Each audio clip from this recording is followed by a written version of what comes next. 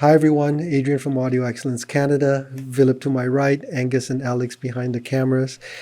First of all, let me start by saying that I'm sure I speak for everyone that our thoughts and prayers are with the citizens of Ukraine, and that I can't imagine how terrifying it is to live in a country where war is being waged. So my sincere thoughts and prayers. I know it's everybody says that. So I decided last night, because I was feeling so bad about it, that I would donate $10,000 to the Red Cross in hopes that that would help with the country and the citizens. And I urge all of you watching to do what you can to support the country. So to that end, here's what I suggest.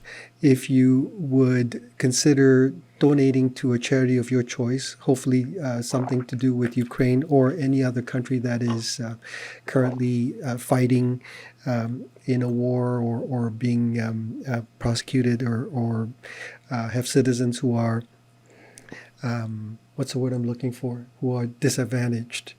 Either by plagues or something like that. If you can think of something like that and you'd like to donate, please do so. Take a picture of your donation, send it to info@Audio Excellence, and Vilip and I will gladly and happily send you the playlist that we use for our music. You will do good, feel good about what you're doing, and at the same time you can laugh at our music and make fun of us. I also wanted to specifically thank all of you who have been so good at supporting us to get our playlist. Generally speaking, if you donate to a charity of your choice and take a picture, send it to us. $10 for my playlist. Vilip's is $20. We've started doing this, about a year ago, however long it's been? Something like that. And it's been very gratifying for both of us to watch so many people participate. And I wanted to specifically single out Ray and Melanie Zhuo for donating this week $1,000 to the Helen Keller International. We're Yeah, that's above and beyond. Yeah, Vilip specifically mentioned it to me, and I had read $100, so I was very impressed to begin with. And when Vilip said, "No, it's 1,000," my jaw dropped. And I thought, "It's so good of you, Ray and Melanie, to do so." I think previously someone had donated about 500 to a cause, yeah. which was a lot, in the Well, thousands. any amount is great because it's from you. So and the fact that we play a very small role in nagging you guys to do so, we're grateful, and so we're very honored and humbled by your efforts, and thank you so much. All right, so today's topic is desert island music, for something a little bit more cheerful. So what is this all about? So last week we did a video called "Are You, I guess, a music or audiophile, right? Music lover or audiophile?" And I was stunned at all the comments in that followed. I mean, I don't Shame on you. I've never seen so many comments, and so very gratified and happy to see so many of you participate. Thank you for doing that. And I thought, well, in the video, I had mentioned that for me, music is always first and foremost. Not always, but since I learned that being an audiophile was not emotionally gratifying, wasn't satisfying me, and I turned back to becoming much more of a music lover, I'm so much more enjoying myself in this industry these days. And so I thought, well, why don't we talk about the kind of music that we would bring to a desert island if we didn't have a choice. If we were going to be stuck on a desert. What was that movie with Tom Hanks? Castaway. Castaway. What a great movie. Gilligan's Island is a Right? TV series. What a great movie. Let's think about that. Think about the fact that he had to carry the vast majority of the movie by himself. And a volleyball. That's unbelievable. I think the volleyball outacted him. I agree. Please, come on. You guys are so cynical. Anyway, so I thought if we were stranded on a desert island and we had an audio system and we had power. Unlimited power with a really great... What kind of music would you want to be stuck with? So given this very unreasonable, highly unlikely hypothesis, what kind of music would you enjoy playing for the rest of your life? So, Vilip, take it away. Now you're supposing that And given that you have Bananarama, unlimited power and you have the system of your That's choice right. that actually is able to be quite musical and satisfying. assuming that, yes. My collection now currently stands at about 4,000 LPs and probably around 4,000 CDs. Well, So that's- that would be my Desert Isle collection. no, so No, seriously. If you're going to give me all those other things, I've told him this before. If he listened to even 2 of these every day for the rest of his life, he wouldn't be able to get through all of them. actually, Vilip makes a very good point, because I came up with this topic just on a whim, right, without really giving it a lot of thought. And then when I started to type out my selection, I realized very quickly this was an impossible task, because it's actually much easier for me to delete all the stuff that I would be happy not ever listening to again. Well, I shouldn't say happy, but I wouldn't miss it all that much. And that incorporates a vast majority of what most of us would jokingly call audiophile music, right? Like that girl, that lady that you always play when people visit, Annette something or other, and that's a great track. it's a wonderfully recorded track. But That if I Ashtrick would be like, she's very disappointed in you right now. We could be promoting I her. never ever heard that song ever again, it would be Now, the okay rest with of me. the album, not so good. But the one track, and there's any number of artists who are like that. I listen to a lot of them. Well, it reminds me of that the Moon's a Harsh Mistress, done by that lady who, according to legend, she killed herself shortly after the not because of the album, but Radif Tanef? yes. I don't know if somebody told me that story. I don't know if it's true, but Radka Tanef. Or Radka, yeah. Yeah, and it's a wonderful recording. In fact, I think it might have been sponsored by Monster Cable all those years ago. It wouldn't be one of my albums. It was an album that was very popular back in the 90s. Audiophiles would play it all the time because it was very well recorded. And again, if I don't listen to it ever again, it's okay. But so it's actually easier for me to delete a lot of those albums, or most of those albums, and then I started thinking, okay, well, so let me start making a short list. So, Vilip, you want to go first? Just some examples of music that you really love that you would want to listen to. Just some, not the entire 4,000 albums. We don't have that time. 8,000. 8,000. Well, at the top of the list, it's simple. Ella and Louie. Okay. That's it. I've listened to that album like maybe 1,000 times. The first time I heard that album, back in the mid-'80s, I was at the Chicago CES, and we were invited to Mark Levinson's cello presentation. Mark Levinson, the man, had taken a suite at the Omni Hotel, and he wanted to, I don't think it was a debut, but certainly demonstrate his complete cello system, which included the EQ, The palette? the palettes, the suite preamplifier, and the big grand Strad speakers, if I remember the name correctly. All connected by that weird connector. Yeah, the Limos and the KMX. So he had with him a bunch of albums that he was at the time remastering for the labels, and he played Ella and Louie, and he played the original from the actual. He had taken a copy. 1955. Yeah, he had taken a copy of the tape and played it for me, and then he says, "Okay, Adrian, the palette was designed in such a way so that it would be very intuitive to use. Now, this is your first sight of the palette. The palette is basically an EQ. Start turning the knobs. Listen to the music, turn the knobs, see what you think." So I was, 18, 19 years old. I started playing with this outrageously expensive thing, and within a few dials, turning back and forth and so on, I said, I think this sounds really good to me. So I had no idea, he had a sheet of paper where he had marked down his own EQ settings for every one of the different cuts of albums that he had brought with him. And he took a look at it. And then he took a look at what I'd adjusted, came over to me, showed me his settings and says, take a look at this. And I swear to you, hand on my heart, that our final settings were either the same or very, very close to each other. And he says, that proves the point. You're now the third person I've done this demonstration with. And so far, every one of you guys have had very, very similar results. I was blown away.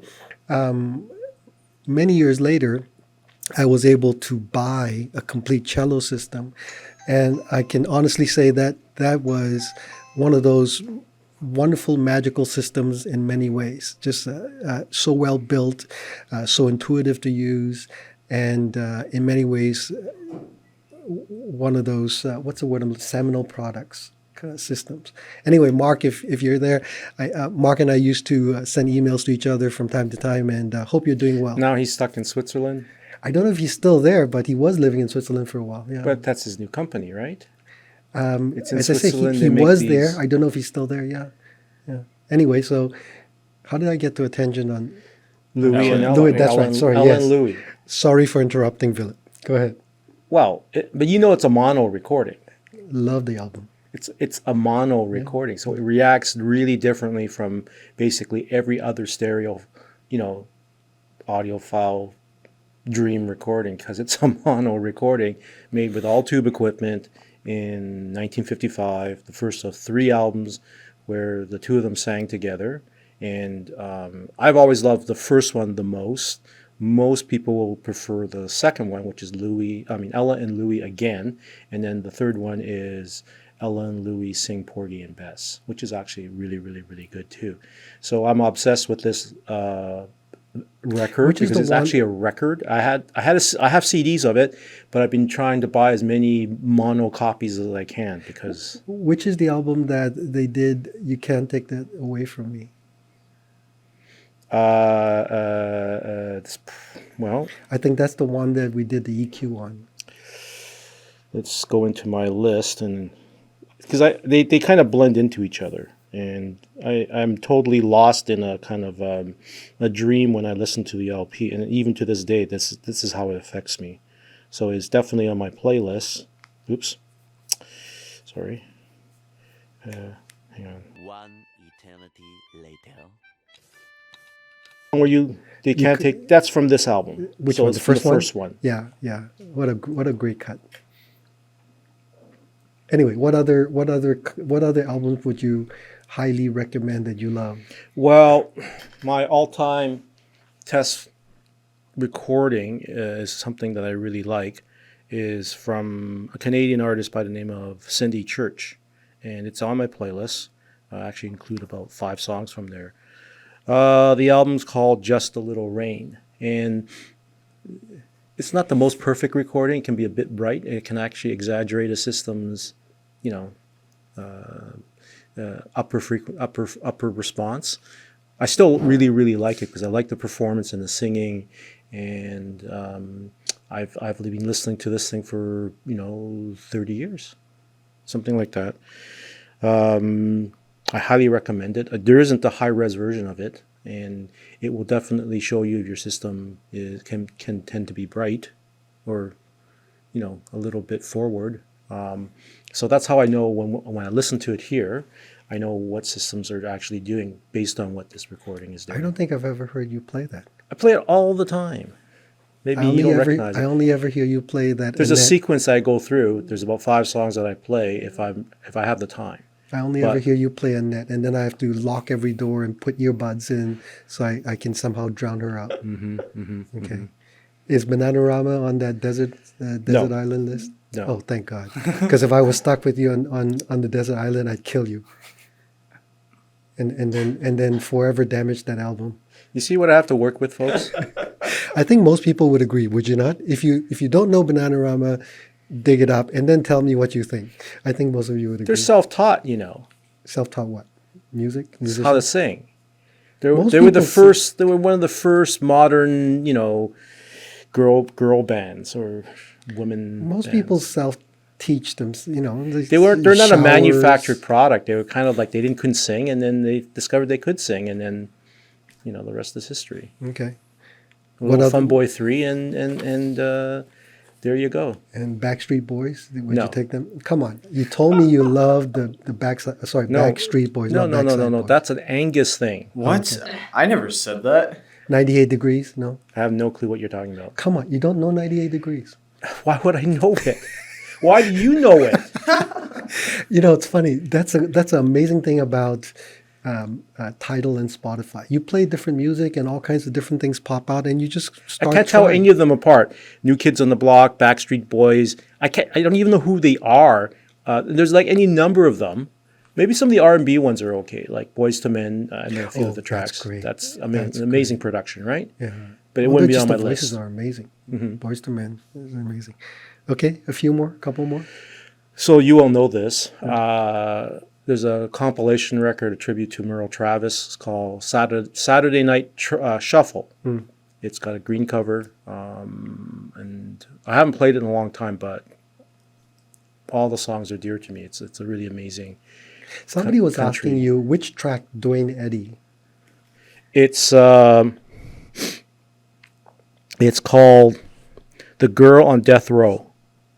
From on a compilation record that he did called "The Birth of a Guitar Legend." Oh, So I heard it on some TV show. It sounded really super cool. So I found it on Tidal. I'm playing it, and I found a version that I thought was best. None of them recorded well. I really haven't discovered all of what Dwayne Eddy is about. But it's funny how certainly when know you him. mentioned Dwayne Eddy, my mind immediately went to the Shadows for some reason. Cliff Richard and the Shadows. For those of you old enough, you might remember what I'm talking about. I would definitely have an OMD record. Okay, which one? Well, the second one, Organization. Mostly, or Architecture and Morality. They're both really, really, really good, in my opinion, and they were both panned when they were originally released. The reviewers just don't understand. So, when you read reviews currently, take it with a grain of salt and understand that at some point later on, people will change their mind. Music is so subjective, right? It's some things appeal to you and some things don't. It's just how it is. But the more I've explored 80s music and the more I've begun to understand about this band and what they did to get to, the point that they got to, and so very quickly, they're self-taught. They recorded all their own stuff. And at the time, the synthesizers that were available, the analog synthesizers, were very rudimentary. And if you listen to it now, the sound is still, I would consider to be state of the art. Like they're doing things in a DIY fashion that the entire industry has kind of copied those kind of techniques. So, but in a digital fashion. So you listen to a band like OMD, they don't really sound that synthetic. They actually sound quite human. They're not robotic or anything, even though Kraftwerk is Speaking of human, influence. when did Human League become popular? It's around the same time. Early, like 81, they had their breakthrough. So Dare by the Human League would also probably be on my playlist because, or my Desert Isle playlist. I know that album really, really well. I have multiple copies on vinyl, obviously. And again, it's one of those albums because a lot of the technology involved in that the making of that album is analog in basis. The only real digital thing was they had the original Lindrum before it was the Lindrum. So they had a very small production digital version predecessor to the Lindrum made by Roger Lynn, and that's the only. But of course that's a sampler. So it's digital in that, yes, it's a digital sample, but it's a sample of real drums. So these days, that's less likely. One more. Give one more. One more? Yeah. Well, something like Linda Ronstadt, Okay. Simple Dreams. Which was the one that she did with that orchestra? Well, there's Nelson Riddle. Yeah. She did 3 records with Great Nelson album. Riddle. So Yeah. there's What's New, Yes. Lush Life, and there's a third one. The first one. What's New? Yeah. I remember when it first came out back in the 80s, and I was fascinated by that album. Yeah, I have that on vinyl. Yeah. So I've managed to snag a copy on vinyl I somewhere. think I only have that on CD somewhere. But she's got a fabulous voice. Oh yeah. And she was she could sing in any genre. And she could sing, she sang operetta. She was in the Pirates of Penzance. And she sang country music, she sang folk music, she sang rock, she sang big band music. She did Mexican music because she's half Mexican. Oh, I So didn't know her that. heritage, she's half German, half Mexican. Oh. And she sang all these songs these in Spanish when she was growing up. So her entire childhood was filled with these songs. And then when she wanted to do a record of those songs, the record executive said, "What are you crazy? You're not even, you don't speak Spanish." And she said, "Well, I can sing all these songs. I know them all." And then when she released the record, it was a big smash hit. It's still one of the highest selling Spanish language music albums of all time. She was J-Lo before J-Lo. Oh, definitely. All right. Well, thank you. Your turn. Your turn. It's funny because as I said, I started to put this list together and I realized this is a very daunting task. I can't just make up a few. You have to like the entire album. It can't just be like one or two songs from it. Crazy. So I started categorizing under genres, right? So classical. So classical, my go-to Beethoven's symphonies 1 to 9. But then I started realizing there's so many different box sets. Von Which ones- Karajan, 1963 cycle. That's the ultimate right? one. So you got to start thinking, which ones do you want?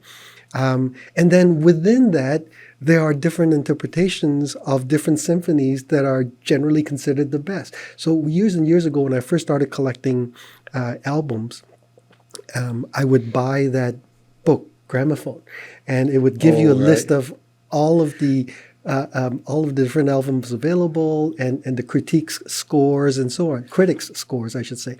And so I would make it a point to buy what was considered the very best. And so I started realizing this is impossible. So like Vilip says, okay, fine. It's a book like this thick. Oh, It comes crazy. out every year. Yeah. So every year they add new additions to it. And then, and then you have to find the recording. That's right. So remember Sam, the Yeah. record man, right on Yonge Street. Some of you, if you live in Toronto, you'll know this.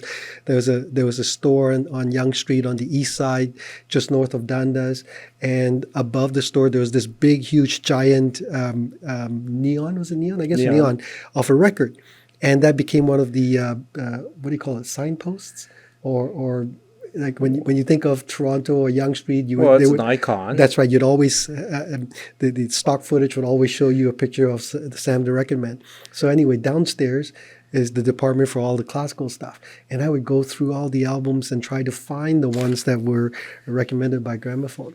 So so the simple default would be Von Karajan's symphonies 1 to 9, and then I thought, okay, fine, that would be one.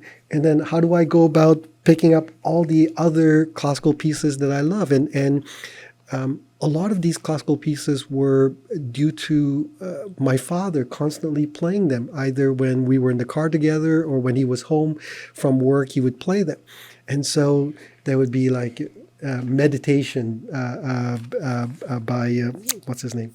Jules Massenet, Jacques Offenbach, right? Tales of Hoffmann, and Ave Maria by Charles Gounod, and so on. There's so much wonderful music. So I can only tell you, I think the simple thing is I would suggest, for those of you who are not familiar with classical, you're missing out on tremendous music. I think part of the reason it's called classical is because it's stood the test of time. They're amazing music.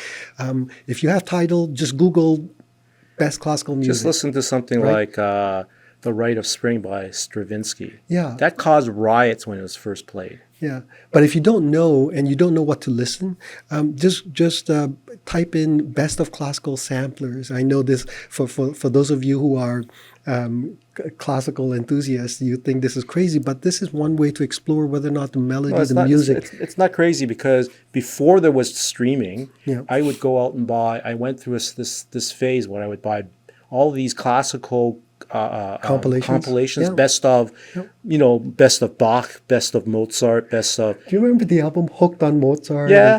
It was great. Oh, we're down to what? 5 minutes. 5 minutes. Okay, so the point is, get some compilations and see. You will discover some of the most beautiful music you've ever heard, and then once you decide what you like, then check out some of the other interpretations and go from there. And then rock all the standards, right? The Led Zeppelins and so on. And in fact, when I was creating this list, I started to play some of this music, and I started realizing there's no way I could go to a desert island and just have a. So you're playing like Rod Stewart. Do you think I'm Absolutely. sexy? Oh, are you kidding? That's like the best of his 80s. Remember that album he did, or that the concert that they participated in, raising money for. What was it called?